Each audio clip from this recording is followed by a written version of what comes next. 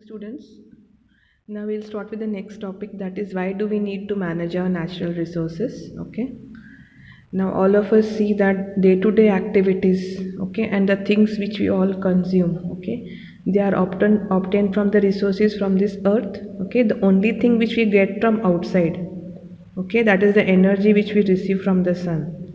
Now even this energy is processed by living organisms and various physical and chemical processes on the earth before we make use of it. So even this sun energy, it requires is the processes which are on earth, various physical as well as chemical processes. Okay, so directly or indirectly we are using it from the resources from the earth. Okay, now because these are not unlimited, okay, that is why we have to use these resources very carefully.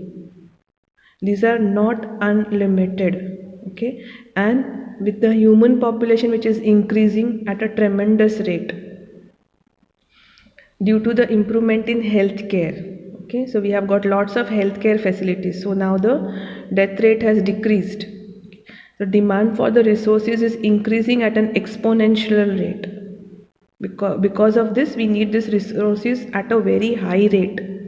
That is why management of these resources, it requires a long term perspective and plan, so that it will last for the generations to come and not merely for some time.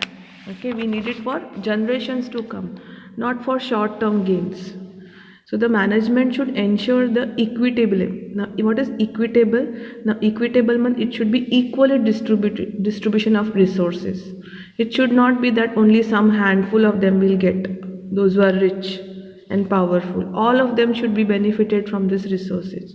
So all these things should be thought about. Now the next factor is, when we are exploiting these natural resources, some damage is caused to the environment.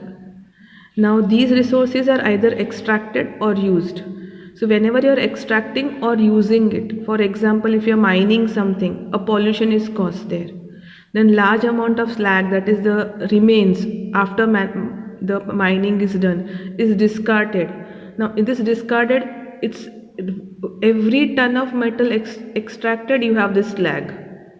So huge amount of slag is then deposited at some other places. Okay, so we should plan for safe disposal of the waste after using these resources. Okay, now present day global concerns for sustainable development and conservation of natural resources is at a recent origin, but as compared to that, the long tradition and culture of nature conservation in our country, okay, which was taking since long time, that was in prehistoric Indian times. They have already thought about this conservation and sustainable management, which we are not doing so. Okay, so if you read this literature and all, Upanishads and all, so you will find that there are certain shlokas and all, okay, which regard these resources as very pious. They are prayed for, okay, and they are maintained. Now if you see, during the Vedic period, both productive as well as protective aspect of forest vegetations were emphasized. So whenever the prehistoric period, that is the Vedic period, okay, the vegetation, that is the forest vegetation, was protected. Now agriculture aspect was the dominant economic for the country. There was no other source of income, only agriculture was the source of income.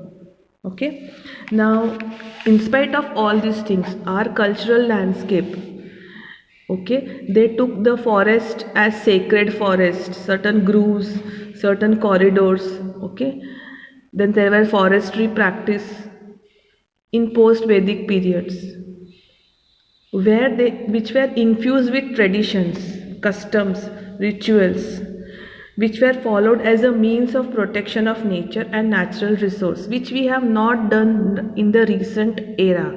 So which we should have followed for the protection of the natural resource. Thank you.